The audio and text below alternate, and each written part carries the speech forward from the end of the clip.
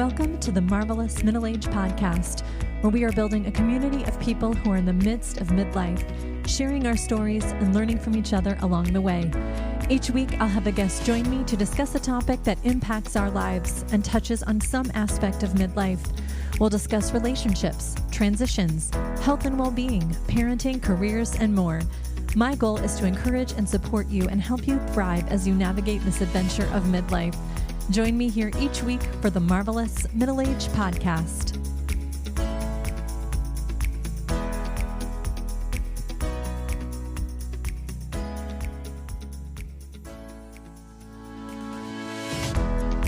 This week on the Marvelous Middle Age Podcast, I'm speaking with Nancy Lynk.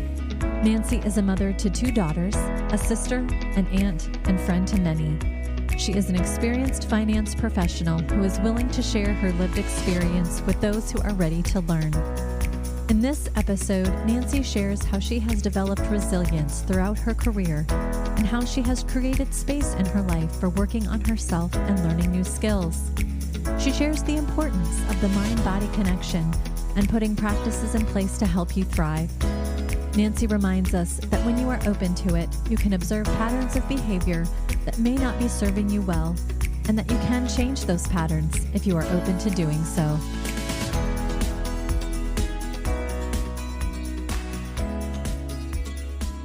Nancy Lynk, welcome to the Marvelous Middle Age Podcast.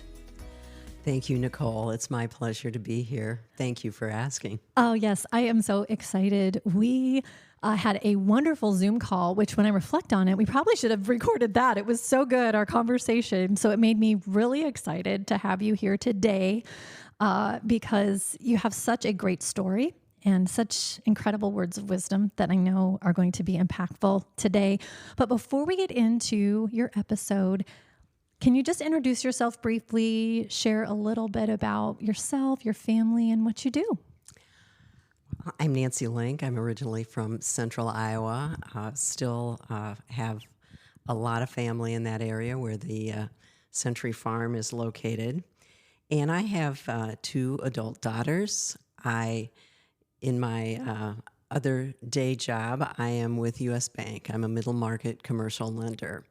And those that's been a very interesting career that I've returned to 3 times.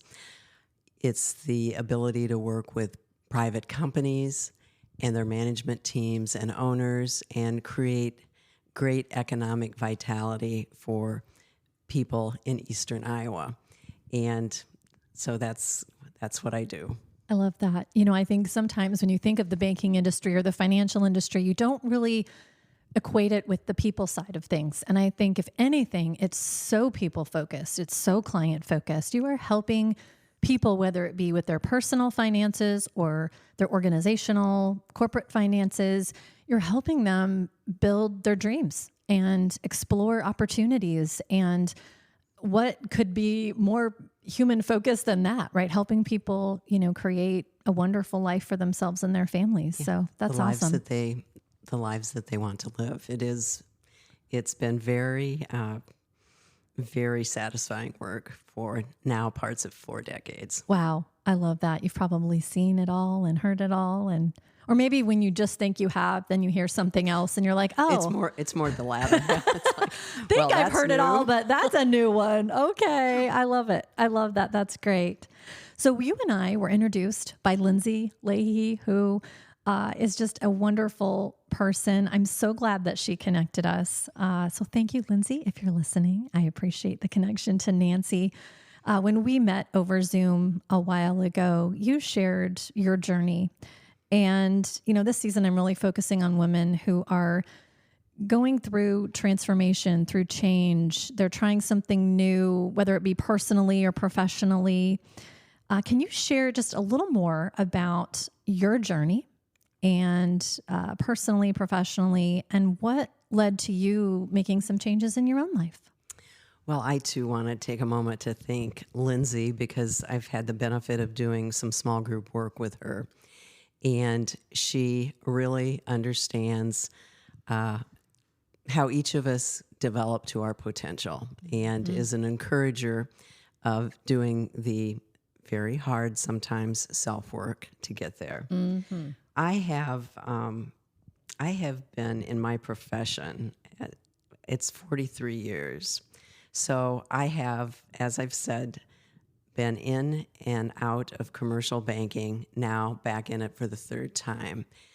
Each one of those changes and transitions has had its merit, its growth opportunities, and its wonderful result while I was in it and while I was not, maybe applying that learning in another place. So what I would say is someone like me who, as a new graduate from Iowa State, started as an agricultural lender in Minnesota after transitioning from a management training program of what was then First Bank Systems to where I'm at today. Each stop along the way has brought its worth. Each stop along the way has brought massive growth and change. And through those experiences, you develop that human resiliency that serves you no matter what's going on in your life. And in some cases, when you really allow yourself to develop, you are bulletproof to the whims of what's going on around you. You can keep your center, keep your whole, and continue to have a great life, even in the most troubled times. Absolutely. Absolutely. I love how you talked about resiliency, because I think that's something that we don't often stop to think about in our own lives. Things we've gone through, whether it be a professional situation, a personal situation. And while you're going through it, right, it's really hard to reflect. But when you're on the other side of it and you look back and think, wow, I did that. I got through it. It was hard, or maybe it was a really joyful situation, or whatever the circumstances were. But that resiliency that I gained only helps you then going forward, because life is full of ups and downs, joys and challenges, right? And so having that resiliency, it's like a tool in a toolbox, or a muscle that you have to exercise, and you build it and it gets stronger. So I love that you brought that up as part of your story. I think that's great. It's that strength. I mean, you build that at each encounter.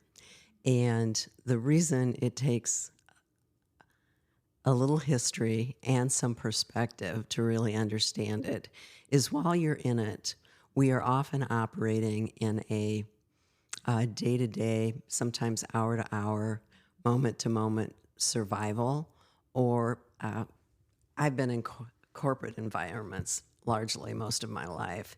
Those are very competitive.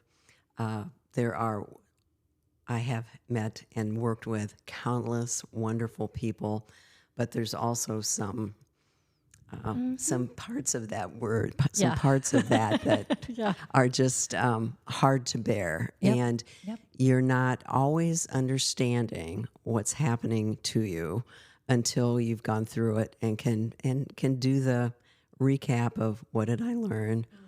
What did I learn not to ever do again? All of that. And that's the resiliency. That's the building of the muscle, and the building actually of what you're listening to, what your body is telling you, not always your mind.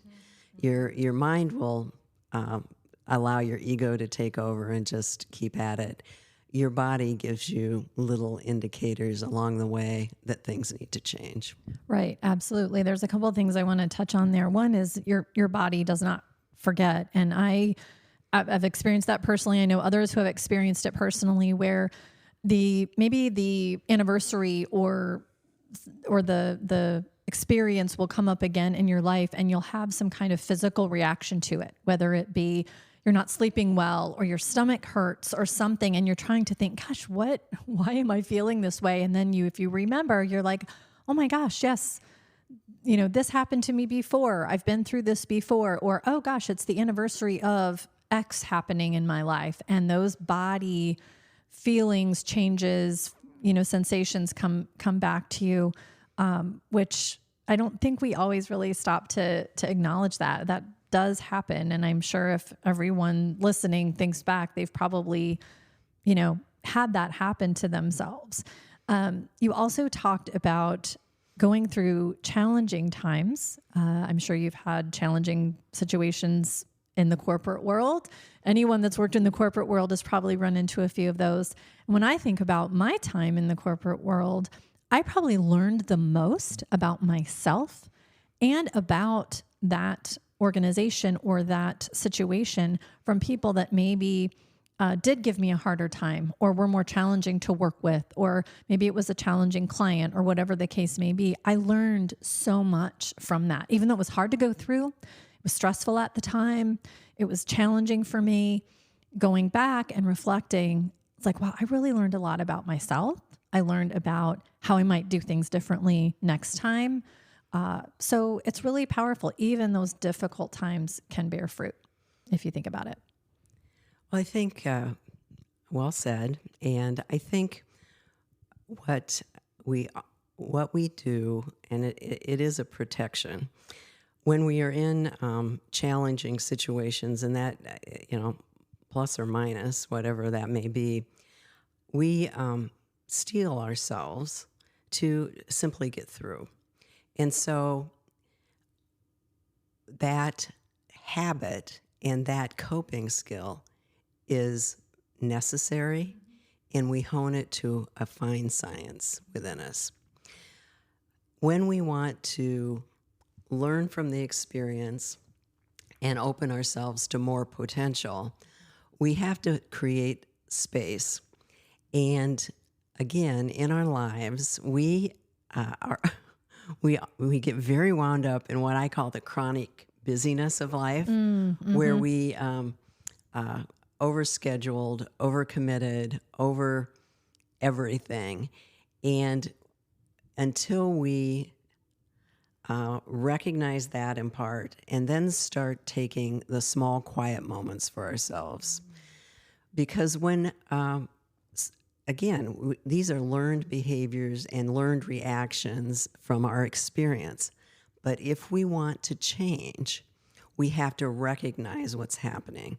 We now have enough study of the brain and how it works, and how trauma is inflicted, and how you heal from it. We now understand that we can take those experiences, reframe them, name them, say that they are instances where I learned this or that, and promise ourselves to take the good from it. And an adult mind and a developed mind can make that kind of progress. And so that process, that kind of thinking, is one of the ways you start to tap into your unmet potential once you get to a certain place. Yeah, I love that. And I think it's hopeful, right? Because for things that hopeful. People have gone through, it's tough, and knowing that can be done, whether you work with a professional, to get some insights, a coach, someone to help you walk through that process, you can really come out of it on the other side with a ton of hope and a ton of faith that, yes, I went through this, but I've, like you said, I've named it, I've processed through it, and I've recognized the lessons I learned or the things that I learned about myself and about the situation. And I know I can face those things going forward. And that just is, to me, when you were describing that process, I thought, wow, how hopeful for each of us that we know that can happen. Now, am I going to sit here and say that that's, easy for everyone, or that it just voila happens? I mean, it can take months or years even of working through some things to get to that point. But gosh, is it ever worth it, right? I mean, it really is. Well, and I think the hopeful message of it is we are in control of that. Mm-hmm. We make the choice one way or another. We make the choice to do the work, or we make the choice to ignore. That's right. And either wherever you're at on that, there are consequences of that kind of decision making. Yep, absolutely. When we talked on Zoom, you talked about professionally going through some ups and downs, but you talked about learning new things, starting new things. And I, again, found that incredibly inspiring and hopeful, Because I think as we age, and again, I'm just going to say as women, I think we get to a certain point, whether it be professionally, personally, at a certain age, middle age, where we think, well, that's it for me. I'm on the other side of this and I've learned this, but I can't, the start of something new, whether it be a new profession, maybe it's a hard pivot, or maybe it's within your own field, learning a new skill set.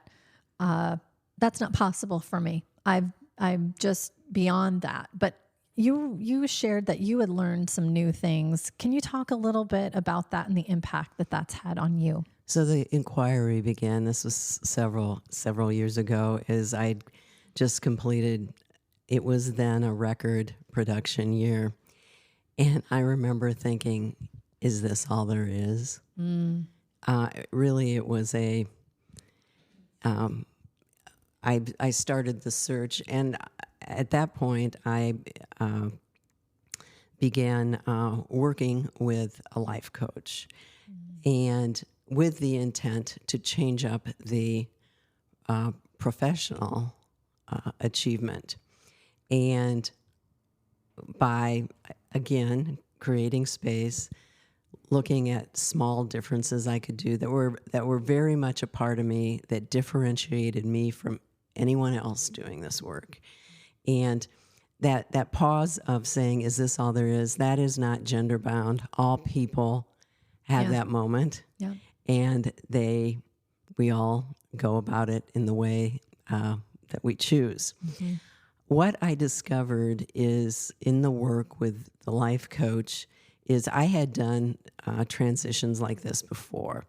I'd worked in commercial banking, left that to work for a private finance company that was in distress and it needed some managing up, and returned to commercial banking, had a long, successful career there.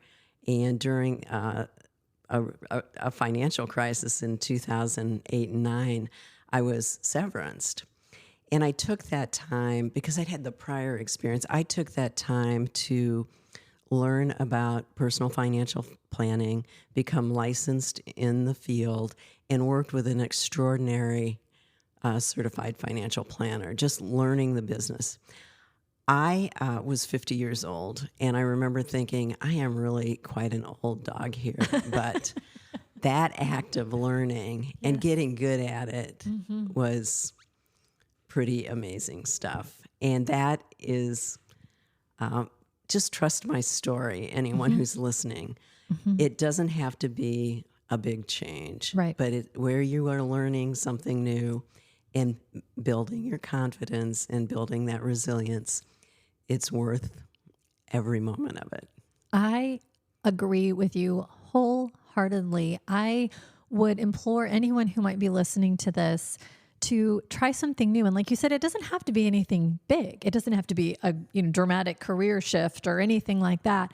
But if you're feeling kind of stuck a little bit, learn something new. Maybe you try a new hobby you've always thought would be fun. And maybe you like it, maybe you don't, but try it, right? Put yourself out there. Excuse me. I remember when I started this podcast and I thought to myself, how am I going to do this? I was 48, 49. I thought, I don't know how to work the technology. I don't know how to do all these things. But literally, and I don't know if you found this to be true, when I started that learning process, when I did it scared a little bit, I would have to say, but when I started learning the process, the technology, learning how to do the recordings, learning kind of the process I was going to have, I literally felt my brain come alive. Like I had not really taken the time to learn a new skill in a long time. And it was just like I was on fire. I was so excited. I was so intrigued by all these new things. It lit me up from within. And it was one of the greatest things I did for myself because it allowed me to explore some different aspects of my skill set, my creativity that I never knew was there. Did you kind of find that was happening with you during that time? You absolutely hit it right. I didn't know what I knew. And so I would so the first transition from commercial banking into it was a troubled company. I had a lot to learn, Yeah. but I had to apply things I knew from commercial banking to create this system of routine and reporting and drive revenue. So these were things I knew in theory out of banking. Had to put them into place in the business. Yeah. And that's a different test. Yeah. We can all learn it in theory, but when you test yourself is the real learning. And so because I had that in my history, when, I am such a loyal company person, I would have never taken myself out of that career at that second company that I was in commercial banking. But things happened differently. Yeah. And I was severanced. And I had time to do something differently. And while in the end, I didn't find the personal planning near as engaging as I did commercial banking, which is why I went back to it. I had the knowledge. I knew my why. And I went back to commercial banking. And that was an agreement with the person who hired me, who had kept in touch while I was doing some of these other things. And I said, this is what I can do, and you don't have a person like that here yet. And it's my time for legacy work. And I have had the benefit of coming back and working with clients that I had in the first run, only it's the second or the third generation. And I cannot tell you how satisfying that is to know that those kind of wonderful, effective, prosperous companies are operating here in Eastern Iowa and making a difference every day. Yeah. They are. And I got one little small piece of being the finance part. I love that. And again, when you think about finance, you don't always think about that human connection, but gosh, is it strong? I mean, to your point, you've now seen generations of families who have owned companies in the area that have made a difference, whether it be in the communities they are existing in, or for their employees and their staff and their clients, all of those things, you've had a first row seat to that. And I think that's awesome. That's incredible. And the other point you made that I loved was that you found your why.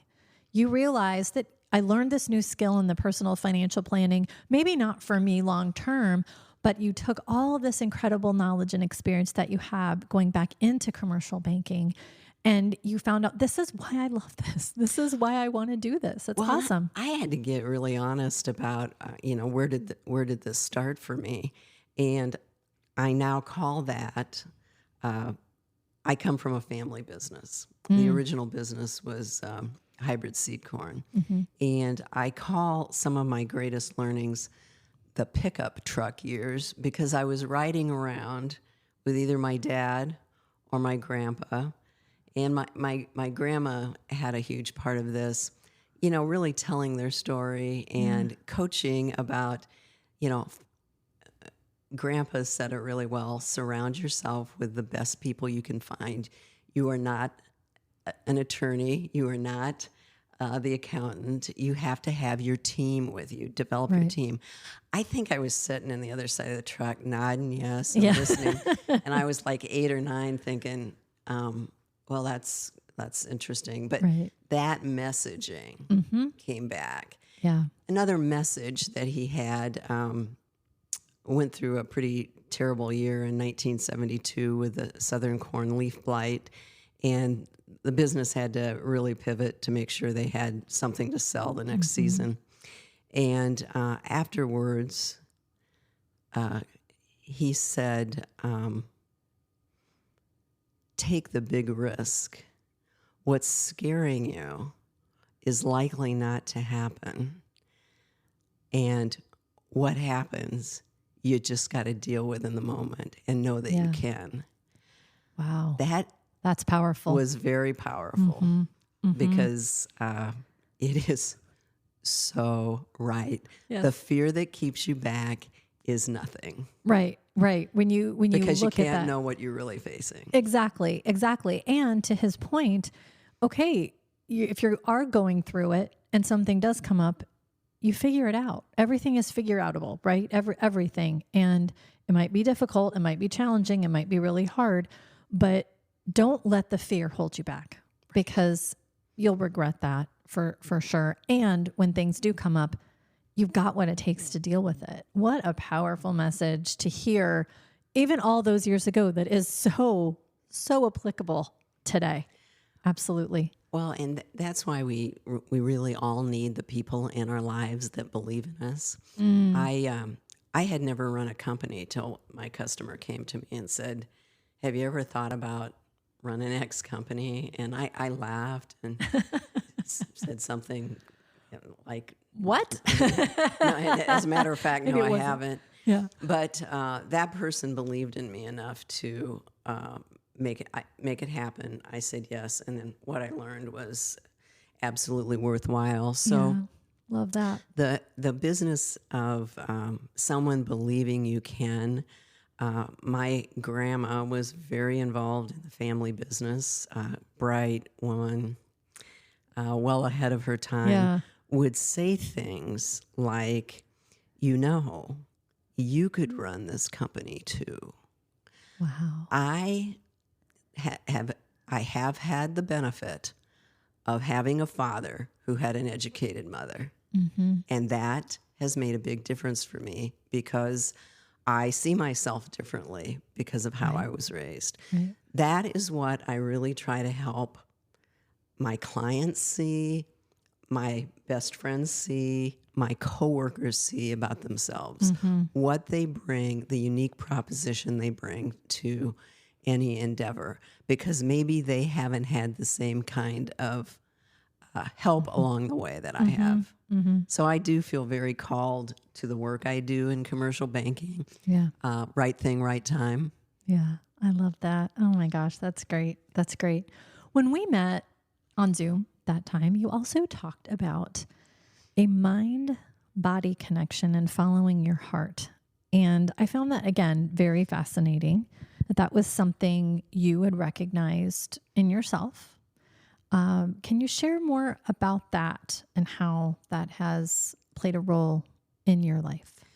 So for over 30 years, I've been a student of Carolyn Myss, Myss, and she had a career as a medical intuitive. She was the first to put to common language this mind and body connection, the energy that we have within us, how we are always receiving messages, but it's up to us to calm down and sense them. It's really sensing. And so I, again, was a student for many years, but this comes in the category of you can understand it in theory, but to put it into practice and make it your own is where the results occur. And so I have bit by bit, it's been a slow process for me, bit by bit been doing that. I, however, have, because it's so valuable to be able to do that, that is one of the differentiators, I believe, in how I do the work of a commercial relationship manager. It's also the difference in how I do and live my personal life. And once you start being really honest with yourself about things, it's not a difference between your personal life and professional life. It's simply who you are. And that is where again, I find myself really encouraging people to say, you are receiving guidance, but you need to be in a quiet enough space for yourself. However you create that, that's different for people. Many times it's meditation, but mostly it's taking even as little as 5 minutes at a time to not be distracted by what your brain is running through. And when you do that, things start coming up, and they're little twinges, or for me, it was that small voice of independence that I felt when I was 7 or 8 years old, riding my bike fast down the gravel hill, the wind, just that freedom of being there. Yeah. So that is what I encourage people's learning on and knowledge of, and they don't have to spend 30 years doing it like I did and not put it into play. They can do that right now in the way that it makes sense for them. Right, right. They can find a practice that they can do, right? That they can fit into their day, that they can utilize to help them just pause and take a breath and take a moment and listen, whether that's meditation, whether that's prayer, whether that's some type of, whether it's yoga or whatever you're doing to quiet your mind, because we have so much coming at all of us, right? And with everything going on in our lives, just taking that time, it's really powerful, I think, what can happen in those moments. And if, like you said, you're open, you come at it with kind of an open posture, an open mind, an open heart, what you can hear and experience through that is incredible. And then, like you said, applying it in circumstances, applying it to your life or whatever you're doing in life, it can be a game changer. It can have a huge impact. So in the career coaching, one of the exercises was to journal, and this person, it made sense to me, said, people think of journaling and think they have to have 3 pages or it's not a day. Right. Simply hit the things that were happening that day, or what made you happy or what didn't, and just bullet points, because she intuitively knew that I had an attention span of a gnat. But what happens when you start writing like that is you start to see patterns. And when you see patterns, you know what to change. And these are not big changes. But an example would be, I had honed to a fine art of saying, well, I'm just too busy for that. You're too busy to have a healthy life. You're too busy to take care of yourself. You're too whatever, fill in the blank. So that was my all-encompassing excuse for not facing some really big personal changes I needed to make. I kept myself buried. I told myself I needed to be here for others, for children, and the long story short of that is I had to finally listen, because I could see a pattern that the only person that could change was me. Right. And that is, if any of the listeners, if the only thing they come away with is listen to what your body is trying to tell you, that small voice that is whispering to you, if that's the only thing you remember from today's conversation, I will have done good here. Yes, I love that. I love that. Right. And to your point, taking that time to listen, right? And doing that can lead to, great things happening. And again, like you said before, it doesn't have to be big. It can be small changes, but it can lead to some really positive shifts. And so I think that's great.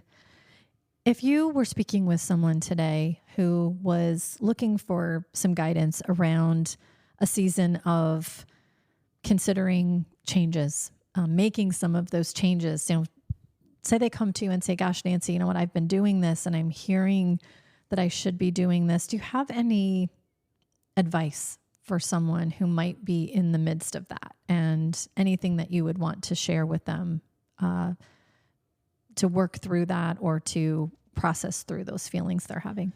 Again, I would say great work for simply recognizing it. I don't think, if there's 5% of the population that does it, I'd be surprised. So great work for thinking. Secondly, it is a bit of an individual journey, but it really helps if you have a non-interested, non-emotional person. And things can run in your head and run in your body, but the act of writing it out first sometimes, or speaking it out so someone can reflect it back, is important work. And while we all have our close associates, my best growth came from people who they really didn't know me that well. Right. In fact, maybe in the case of a couple, didn't know me at all, but they reflected back so well what I needed to do very simply. Things as simple as, boy, you really have great thought around that. Tell me more. See, it opens it up. Yeah. Right. And that could be in the form of a coach. You mentioned you had a life coach. It could be in the form of a therapist. It could be, and I agree that it's nice to have someone who, I kind of call them that neutral observer, not a person who's a family member, a friend, a close colleague, even someone who really doesn't know you, but can make very astute observations of what you're saying and encourage you. Or question your long-held belief in a way that you can hear it. Mm-hmm. Right. I mean, I know this person said to me, you've said that business about too busy. Who's the only person here that can change it? Right. And that's just being, Right. And sometimes it's hard to hear. I'm a big advocate of therapy, and I used to go to a therapist, and I would walk out of there angry sometimes because he would say things to me and I would be like, well, how dare you? But it was what I needed to hear at that time. Like it was the truth. It was the truth that I wasn't able to face by myself. But with him being that neutral observer and reflecting things back to me and really truth telling to me, being honest with me in a very nice way, but still saying, no, this is what the truth is. They'll say the kind of things others very close to you they're worried about hurting you. They're worried about a lot of things. Mm-hmm. And so I agree. I think seeking out resources for coaching, for therapy, for those kind of things can be a huge impact when it comes to navigating seasons of change. Or if, like I mentioned, you're feeling things that you need help processing and walking through, get some resources to help with that. Because again, big supporter of all of the above, all of those things to help with that. Because, we can't do all of this by ourselves. As much as we would like to think we can, sometimes we need one or more, folks we need to be be work here with. For each other. Right. Exactly. Well, Nancy, I just want to thank you so much for being here. This has been a great conversation, chock full of so much wisdom. And I know that there are going to be folks out there listening to this episode that are going to come away with some ideas, some things to try, some things to do, and are just going to be inspired by your journey. So thanks for being on today. I really appreciate it. You're welcome. If you're enjoying the podcast, please follow the show to make sure the latest episode is on your podcast feed each week. I would greatly appreciate a rating and a 5-star review on the podcast platform you're listening on. It helps others to find the show. If there are topics you'd like me to discuss on the show, please email me at themarvelousmiddleagepodcast@gmail.com or direct message me on Instagram at Nicole Stute. Thank you for listening.